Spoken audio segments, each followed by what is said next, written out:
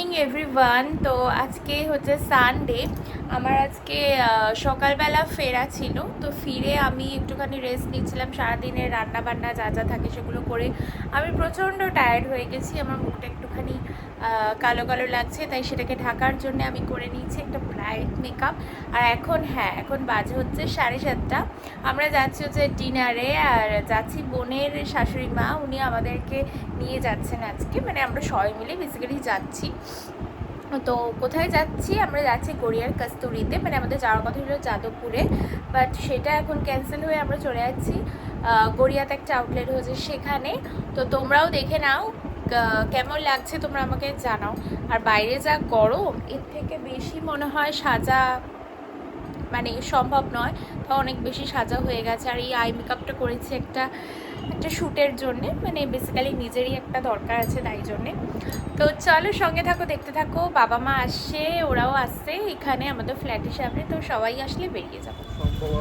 তো আমরা সবাই এখানে বেরিয়ে পড়েছি, ওরা আমাদের ফ্ল্যাটের সামনে চলে এসেছে। আমরা এখন যাচ্ছি ওখানে গিয়ে ভালো করে ভিডিও। আমি আর বোন অনেকদিন বাদে যেহেতু রেস্টুরেন্টে যাচ্ছিলাম, তাই ডিসাইড করেছিলাম যে শাড়ি পরে যাব। তো ও শাড়ি পরে ছিল বলে ক্যাবে গিয়েছিল, বাবা মা সবাই একসাথে, আর আমরা বাইকে গিয়েছিলাম। শায়নও বাইকেই মানে স্কুটিতে গিয়েছিল, আর ওদের ক্যাবটা আগেই পৌঁছে গেছিল রেস্টুরেন্টে। ঢুকে ঢুকে হাই তুলছিস কেন?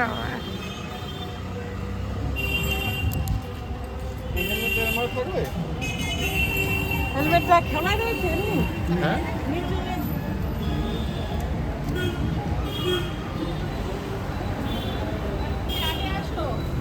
হ্যাঁ, আমরা সবাই আসবো, নিয়েছি আপনাদের। তো আমরা এসে গেছি কস্তুরিতে, এখন যাচ্ছি ভেতরে। এটা হচ্ছে নিউ আউটলেটটা, যেটা বলেছিলাম তোমাদেরকে। এই যে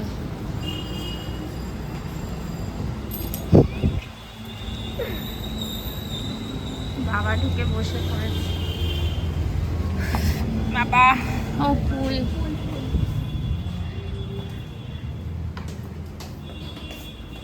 তোমার মুখের সামনে ক্যামেরা, উপরে আমাদের যেতে হবে। চলো।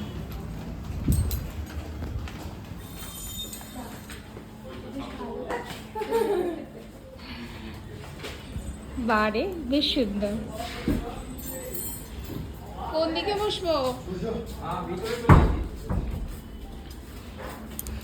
এখন এগুলো সব সিটিং অ্যারেঞ্জমেন্ট। আচ্ছা, এটাই বসবে না ভিতরে বসবে? এটা বেশ ভালো লাগছে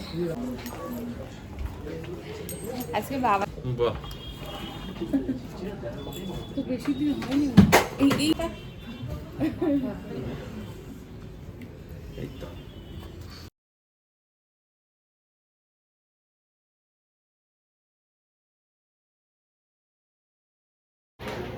তো আমরা একটু ফটোটা তুললাম। কেমন লাগছে মা? ভালো লাগছে না, আমার জায়গাটা কেমন লাগছে? ওয়াশরুম কোথায়? আমরা একটু ওয়াশরুমে যাবো। এখানকার অ্যাম্বিয়েন্সটা খুব ভালো দেখে দেখে। তো ওইখানে এখানকার মিররগুলো দেখে তো আমি জাস্ট ফিদা হয়ে গেছি। এটা না টাচ করা যায়, colour changing mirror. Wow, it's nice. Photo আমরা তুললাম। এখানে খাবারের জন্য খাবারের জন্য ওয়েট করছি, অনেকক্ষণ অর্ডার দেওয়া হয়ে গেছে কিন্তু এখন খাবার আসেনি। এই যে জলের গ্লাস দিয়ে বসে গেছে, তাই তো সবাই অপেক্ষায় ফিশ ফিঙ্গারের। মনে হচ্ছে স্টার্টার আসবে আমাদের। এটা স্টার্টার আসবে কখন জানি না, স্টার্টারের জন্য বসে আছি। গেছে দেখতে গেছে। স্টার্টার দাও, ফিশ ফিঙ্গার দাও। আমরা এই এখানে একটা, না দিদি ভাই নেই, দিদি ভাই ছোটা ছিল, মায়ের একটা, তোমার একটা। হ্যাঁ, আমার তো এতগুলো মহারাজা ছিল না। সবকটা মহারাজা ছিল না, সবকটা মহারাজা ছিল না। একটা মহারাজা অর্ডার দেওয়া হয়েছিল, একটু ওলট পালট হয়েছে নতুন বলে, অসুবিধা নেই কিছু। আমি মাটন দিয়েছি। ইলিশ এসে গেছে। ইলিশটা ওই যে ওইখানে ওখানেই মহারাষ্ট্র। ওইটা বাবার ভাত, বাবা টেনে নিন তো। তুমি ওইখান থেকে আলু ভাজাটা নিয়ে নাও পাতে আগে ও বোঝাবে আগে দাঁড়া বোঝাতে বোঝাতে ঠান্ডা হবে। বোঝাতে বোঝাতে ঠান্ডা আমরা খেতে বা শুরু করো, মা শুরু করো। বোঝাতে হবে। সুপারটা ঢাল এটা কি আছে? না ওটা আর ভেজ অফ দিয়ে দিই। হ্যাঁ হাফ রাইসটা নিয়ে নিয়েছি। হ্যাঁ এটা দিয়েছিল, এবার বলে দিলাম কোনটা কোনটা। আলু ভাজা আছে, রাইস, মসুর বলো, কচু পাতা, চাটনি, ইলিশ, দই, স্যালাডটাকে যাই করে দিয়েছি। আমাদের তো সব আর একটা দেবেন। কচু পাতা চিংড়ি খাবে না? এই যে কচু পাতা না? Good morning everyone. আজকে সকাল সকাল ব্লগটা ঠিক এরকমভাবে শুরু করতে হলো। তো ভাবিনি যে এইভাবে শুরু করব তোমাদের সাথে, কারণ এতদিনের একটা পরে ব্লগটা করছি।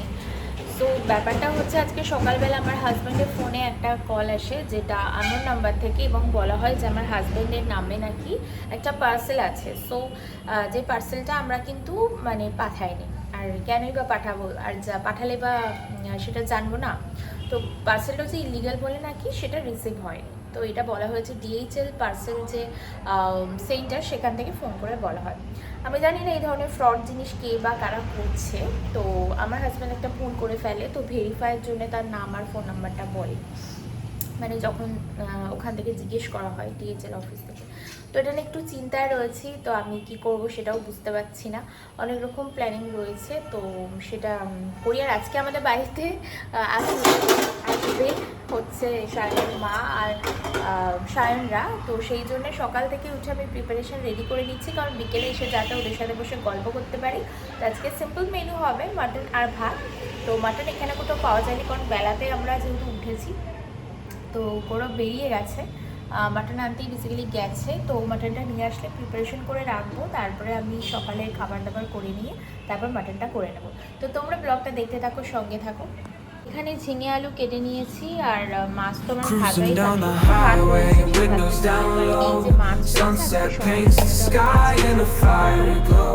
Mountains rise up, touching clouds above. Valleys below, filled with whispers of love. On this road, every seed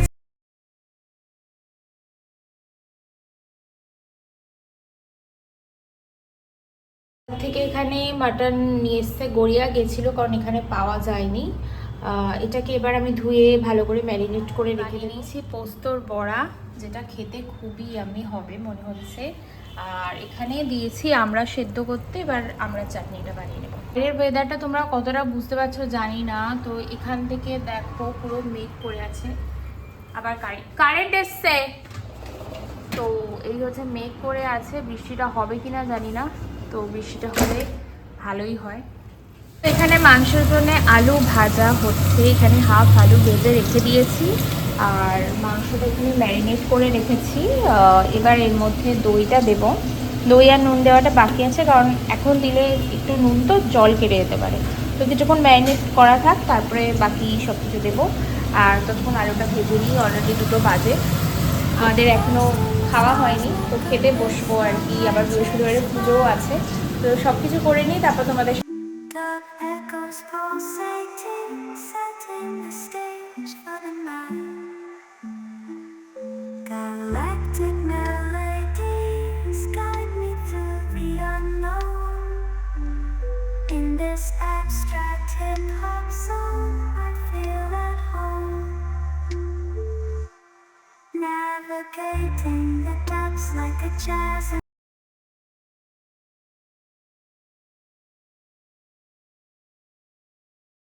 এই হচ্ছে ম্যারিনেট করে রাখা মাংসটা, জানি না কেমন হবে। তো আমার এখানে ঠাকুরকে খেতে দেওয়া হয়ে গেছে, আজকে বৃহস্পতিবারের পুজো দেওয়া হয়ে গেল। এখন বাজে হচ্ছে 4টে, আর আমি এখন লাঞ্চ করবো। আজকে এতটাই দেরি হয়ে গেছে। আর ওদিকে মাটনটা কতদূর কি হচ্ছে সেটা তোমাদের। তো এখানে পুরো কষে গেছে আমাদের, কষে কষা মটন। আর এই যে এখানে এবার কুকারে দিয়ে দেবো। লাঞ্চে বসেছি, লাঞ্চে আছে থোড় চিংড়ি, যেটা মায়ের পাঠানো। মা এটা খুব ভালো বানায়। উচ্ছে আলু ভাতে, ডাল আর মাছের ঝোল আর পোস্তর বড়া। আর এখানে একটু মাটন, যেটা টেস্ট করবো বলে নিয়েছি। তো আমাদের এক কলিগ দিয়েছিল আশফল, আর কিছু আশফল এক্সট্রা ছিল, সেগুলোই এখন আমি ছাড়াচ্ছি আর খাচ্ছি। তো এখানেই ছাড়াচ্ছি, এর মধ্যেই ফেলছি আর খাচ্ছি। সন্ধ্যাবেলা আমি আর বোন একটুখানি বেরিয়েছিলাম কাছে একটুখানি মিষ্টি কিনতে, কারণ শানের মা যেহেতু অনেকদিন বাদে আসছে তাই জন্য। যদিও উনি অনেক মিষ্টি নিয়ে এসেছিলেন, তাও একটুখানি আমরা নিয়ে এসেছিলাম হালকা সন্ধ্যাবেলা খাওয়ার জন্য। তারপরে এসে রাত্রিবেলার জন্য ভেজে নিচ্ছিলাম আলু ভাজা, কারণ রাত্রে মেনুতে ছিল ডাল, আলু ভাজা আর মাটন। আর বাবা এখানে বসে খেলা দেখছিল, আর আমরা যে যার মতো সবাই গল্প করছিলাম। আর বাবা কিন্তু খেলা দেখতেই ব্যস্ত ছিল। এখানে মায়ের সাথে আন্টি গল্প করছে, তারপর সবাইকে ডিনার করতে দিয়ে দিয়েছিলাম। তো ওরা সবাই বলল প্রত্যেকটা মেনু খুব সুন্দর হয়েছে। আর আমার ভীষণ ভালো লাগে যখন আমার হাতের রান্না খেয়ে কেউ প্রশংসা করে, মানে নিজের খুব তৃপ্তি হয়। মানুষ না মানুষের সাথে সেই আত্মীকরণটার জিনিসটা আস্তে আস্তে চলে যাবে। খাওয়া দাওয়া করে ওরা চলে গেল, আর আজকে এতটাই ব্যস্ত ছিলাম যে ওদের সাথে বসে ঠিক করে কথাও বলতে পর্যন্ত পারলাম না, কারণ ওদিকে রান্না বান্না তাড়াতাড়ি করে সবাইকে খেতে দিতে হচ্ছিল। তো যাই হোক, এখন শুয়ে পড়বো, আর তার আগে মুখটাকে একটু ফ্রেশ করে নিলাম। তো নিয়ে এই এখন ইউজ করলাম এই টোনারটা। এই টোনারটা ইউজ করে, মানে অনেক দিন বাদে এই টোনারটা ইউজ করলাম, কারণ টোনার দিলে নাকি স্কিন ভালো থাকে। তো সেই জন্য মুখটাকে ক্লিন করে তারপরে নাইট ক্রিম মেখে শুয়ে পড়বো। আর এটা হচ্ছে আমার সুন্দর আয়না, যার সামনে দাঁড়িয়ে আমি ভিডিও বানাই। এই হচ্ছে মিরর, আমার খুব শখের এই জিনিসটা আমি বানিয়েছি। বেসিক্যালি এটা বড়ি বানিয়ে দিয়েছে, আমাদের ইন্টেরিয়ার রুমে এটা রয়েছে। আমার খুব ফেভারিট একটা জায়গা, তো এখানে দাঁড়িয়ে সমস্ত রকমের ভিডিও করি। আর এখন আপাতত এই জায়গাটা একটু মানে মোটামুটি গোছানো আছে, পরে সুন্দর করে গোছাবো। তো আজকের মতো ভিডিওটা এই পর্যন্তই। ভিডিওটা যদি ভালো লেগে থাকে তাহলে কি করবে, লাইক শেয়ার সাবস্ক্রাইব করতে কিন্তু একদম ভুলবে না আমার চ্যানেলটা। সবাই ভীষণ ভালো আর পজিটিভ থেকে।